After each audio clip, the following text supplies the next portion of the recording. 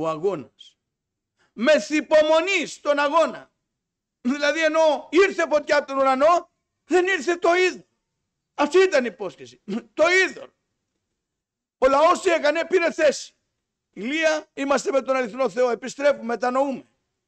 Και ο Ηλίας τώρα θα δώσει τον αγώνα του να αλλάξουν τα πράγματα.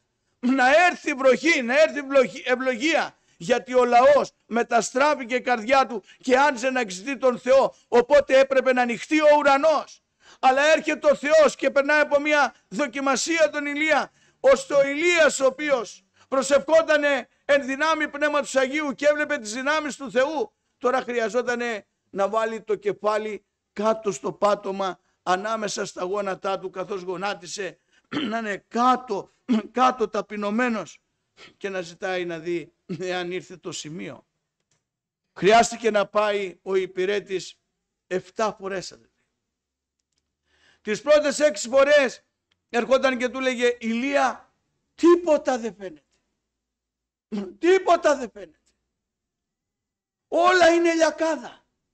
Τα φαινόμενα όλα δείχνουν ότι δεν πρόκειται να γίνει αυτό που είπε ο Θεός. Ηλία, και τώρα λιακάδα. Και ξαναρχόταν και τώρα λιακάδα. Δεν τα πίνουμε Ηλία. Μήπως έρθει άλλη φορά. Μήπως μετάνιωσε ο Θεός. Μήπως άλλαξε γνώμη ο Θεός. Δεν μας πάρει στην προσευχή. Μήπως σου πει κάτι άλλο ο Θεός. Ο Θεός δεν λέει και ξελέει. Την 7η φορά που είδε το συννεφάκι το μικρό, ήρθε και του λέει, άνθρωπε του Θεού, κάτι φάνηκε στον ορίζοντα. Τι φάνηκε? Με ένα μικρό συννεφάκι. Μην πολύ δίνει σημασία. Ήτανε σαν να είναι μια παλάμη ενός ανθρώπου. Τόσο μικρό σε ολόκληρο τον ουρανό τον γαλανό. Ο Ηλίας ήταν έμπειρος. Λέει πήγαινε πες στον Αχάβ ότι έρχεται πλημμύρα.